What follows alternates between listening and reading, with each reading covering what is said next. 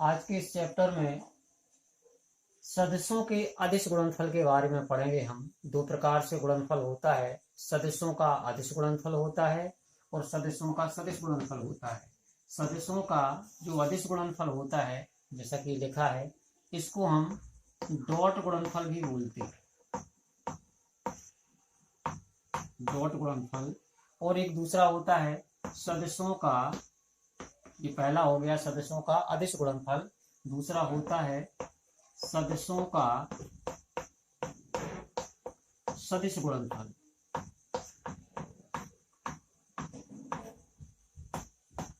इसको हम क्रॉस गुणनफल भी बोलते हैं।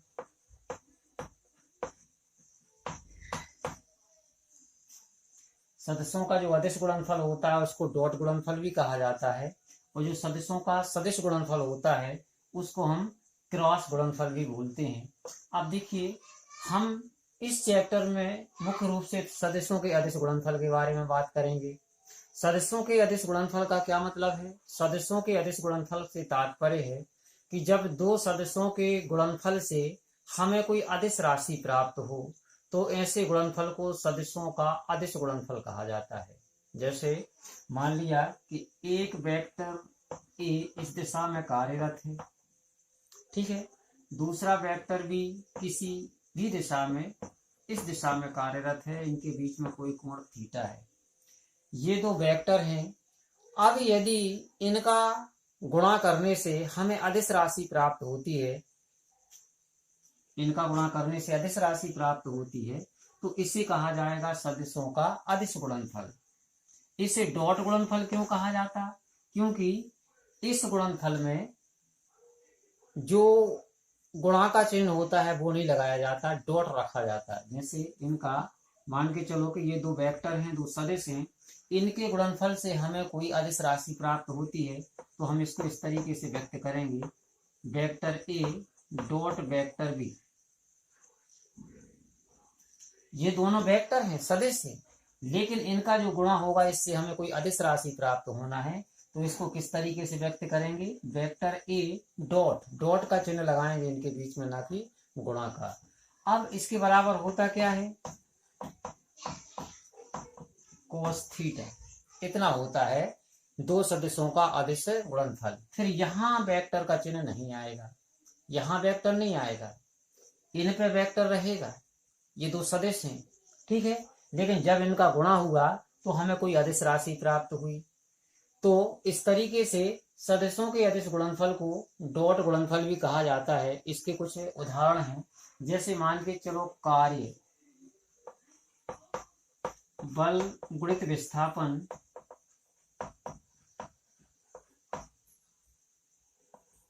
बराबर होता है कार्य।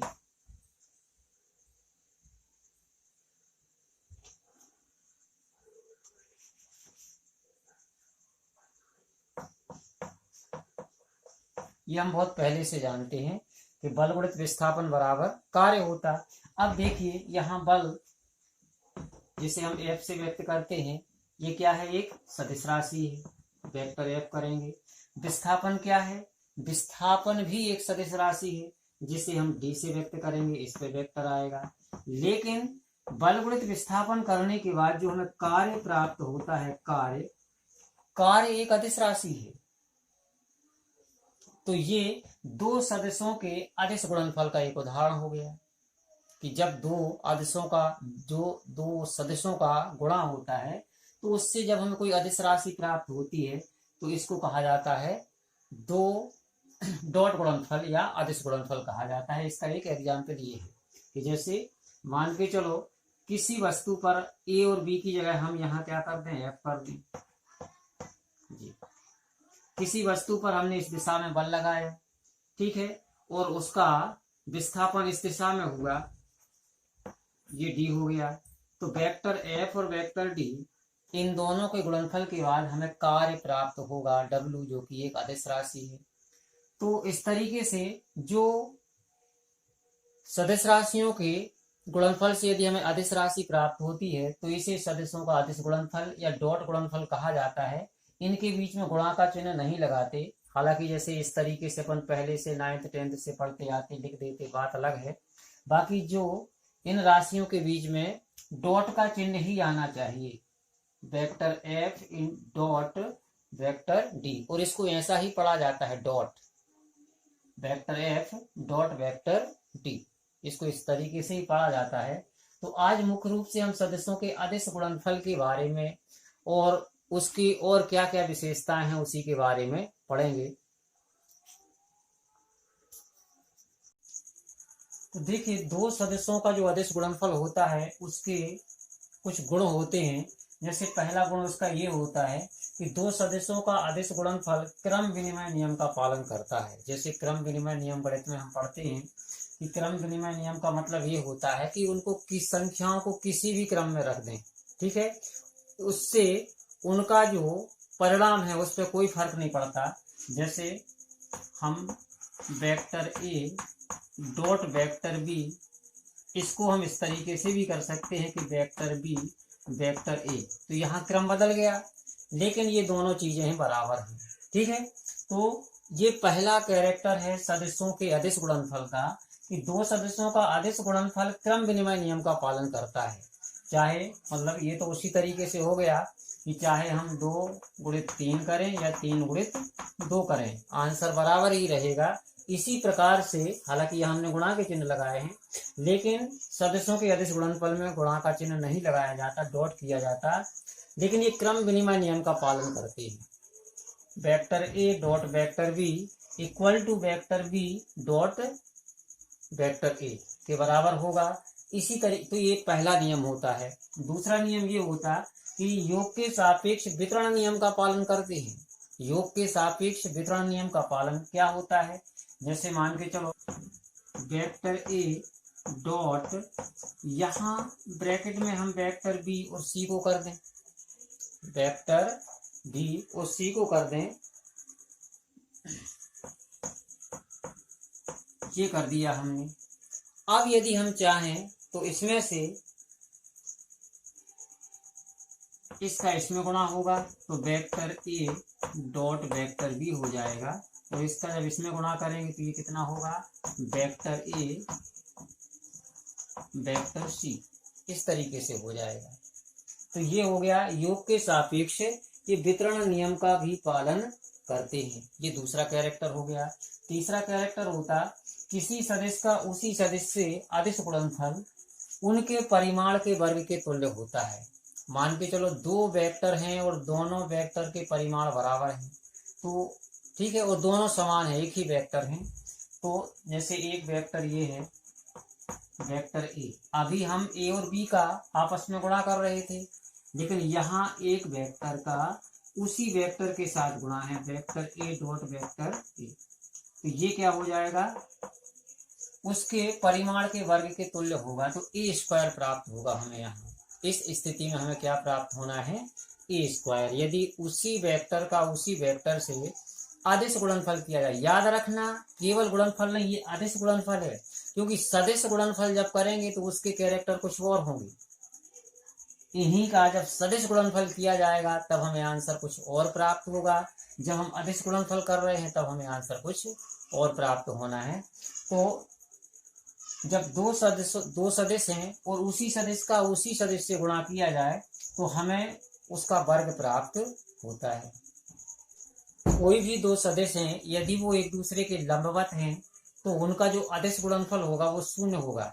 अब इस चीज को हम कुछ इस तरीके से समझते हैं, पहले हम इसके बारे में लिख लेते कि जैसे सदिशों का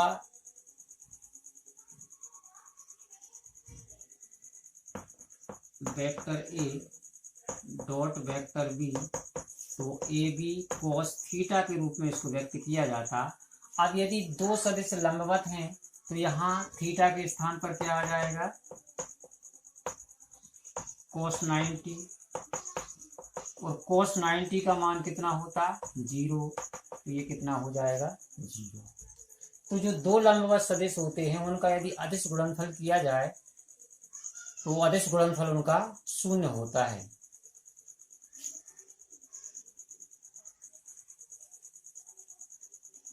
अब इसका कुछ एग्जाम्पल लेते हैं हम। जैसे मान के चलो किसी वस्तु पर हमने बल लगाया इस दिशा में,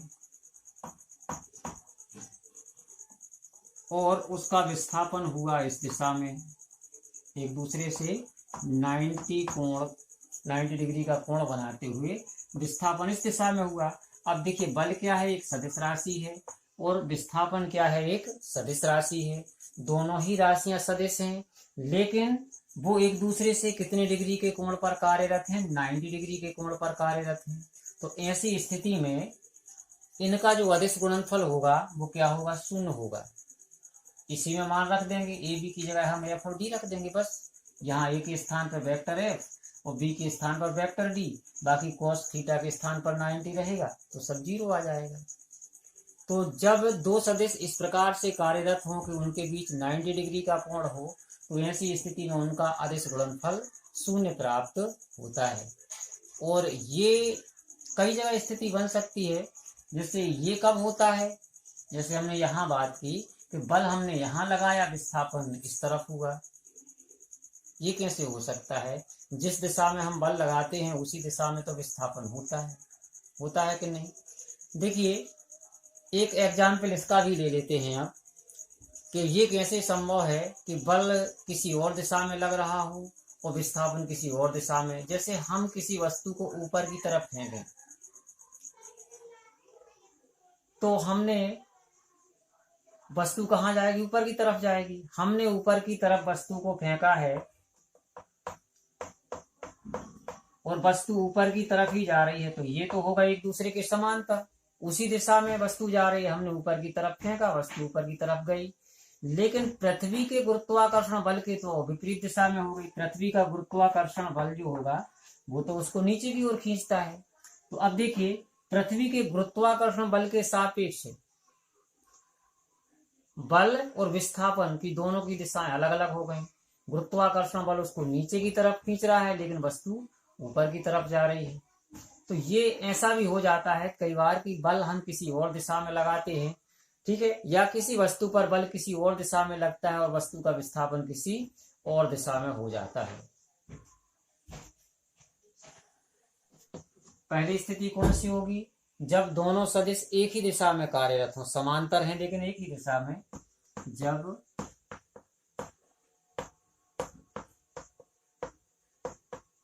सदिश समान दिशा में कार्यरत हों, जब सदिश समान दिशा में कार्यरत हों, तो जैसे वेक्टर ए वेक्टर बी, अब दोनों ही सदिश एक ही दिशा में कार्यरत हैं, तो यहाँ कोस थीटा के स्थान पर कितने डिग्री का कोण आएगा।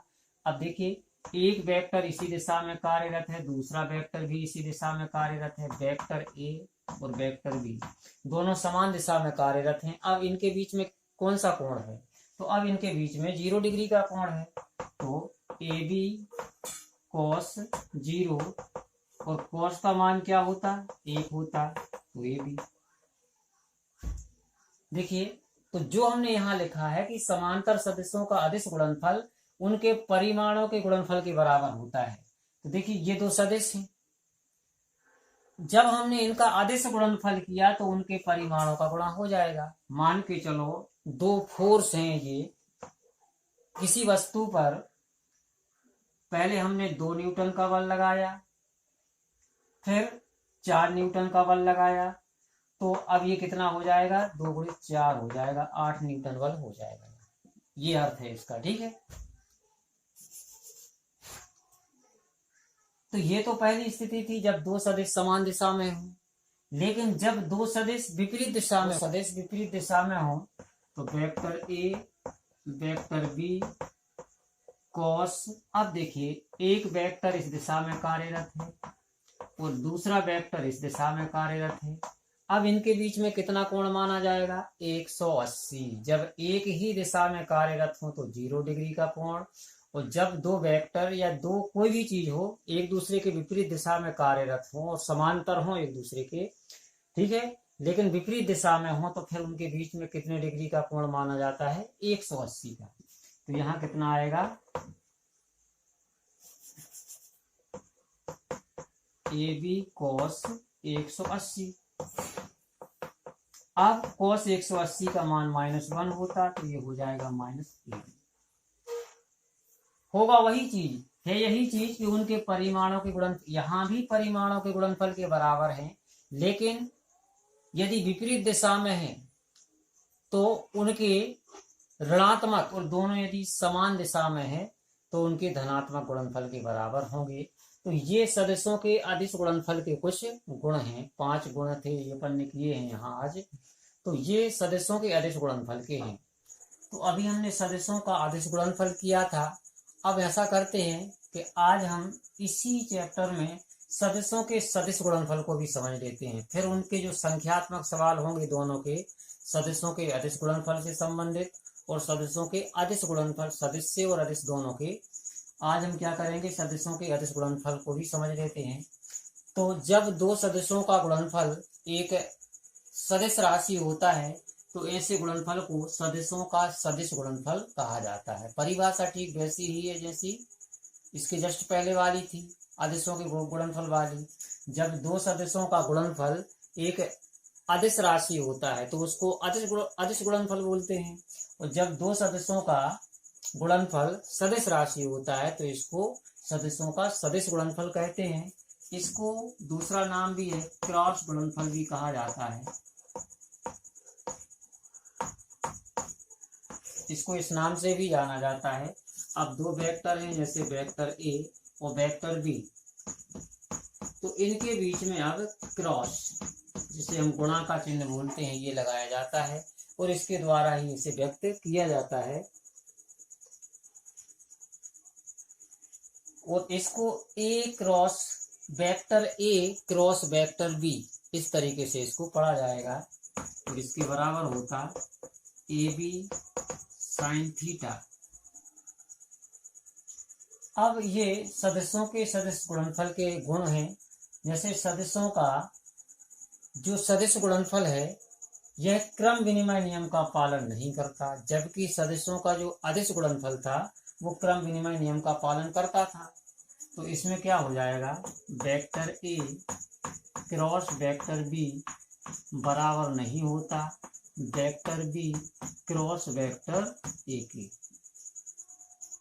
आदेश गुणनफल क्रम विनिमय नियम का पालन करता था, इसलिए दोनों बराबर हुआ करते थे, लेकिन सदिश गुणनफल क्रम विनिमय नियम का पालन नहीं करता। दूसरा, जो सदिशों का सदिश गुणनफल है ये योग के सापेक्ष वितरण नियम का पालन करता है। मतलब यहाँ दोनों एक से हो गए।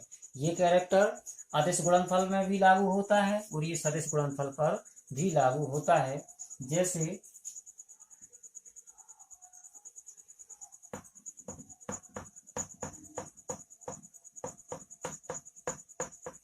ये है, तो ए का बी में गुणा होगा तो vector A cross vector B plus, अब ए का सी में गुणा करेंगे तो vector A cross vector C. मतलब योग के सापेक्ष वितरण नियम का पालन दोनों ही गुणनफल करते हैं, आदेश गुणनफल भी और सदिश गुणनफल भी। फिर किसी सदिश का उसी सदिश से गुणनफल शून्य सदिश होता है। अब जबकि हमने आदेश गुणनफल में क्या किया था कि परिमाण के वर्ग के बराबर होता था शून्य आदेश में। तो जैसे एक वेक्टर ए है, इसका उसी वेक्टर से गुणा किया जाए तब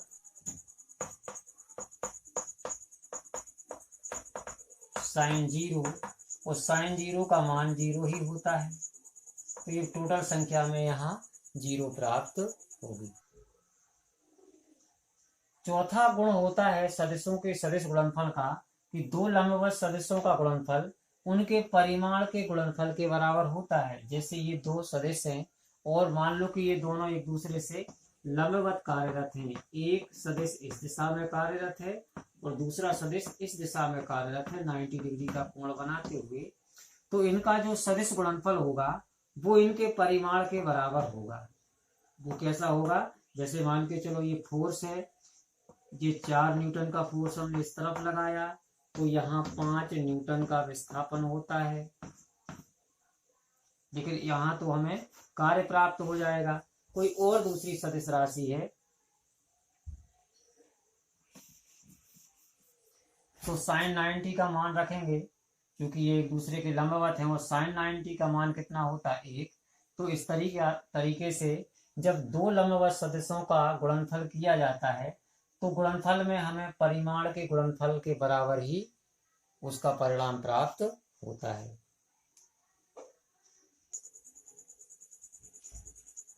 तो सदिशों के सदिश गुणनफल का जो पांचवा गुण होता है वो होता है कि दो समांतर सदिशों का सदिश गुणनफल शून्य होता है, लेकिन ये दो स्थितियों में होगा। पहली स्थिति कैसी, जैसे दो समांतर सदिश हैं और वो एक ही दिशा में कार्यरत हैं। तो पहली स्थिति ये होगी जब सदिश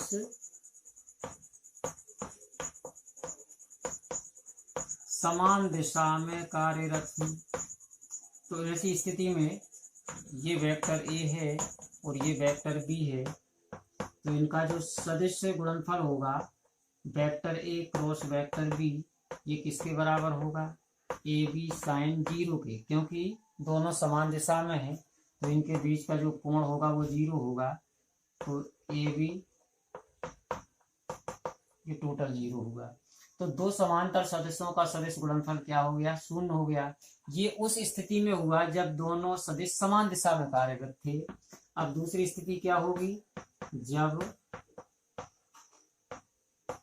सदिश विपरीत दिशा में कार्यरत हों। जब सदिश विपरीत दिशा में कार्यरत होंगे, एक वेक्टर उस दिशा में कार्यरत है और एक वेक्टर इस दिशा में कार्यरत है, तो क्या हो जाएगा, vector A cross vector B विपरीत दिशा में कितने डिग्री का कोण रखते हैं, 180 डिग्री का कोण रखते हैं, तो होगा। तो ये भी शून्य ही आएगा। तो चाहे दो सदिश समान दिशा में हो, समांतर सदिश, चाहे वो समान दिशा में हो या विपरीत दिशा में हो, उनका सदिश गुणनफल सदैव शून्य ही होगा। तो इस तरीके से आज हमने दो चीजें की हैं, सदिशों का अदिश गुणनफल और सदिशों का सदिश गुणनफल, और इनके गुण किए हैं। कल इनसे संबंधित संख्यात्मक जो न्यूमेरिकल क्वेश्चन होंगे वो करेंगे।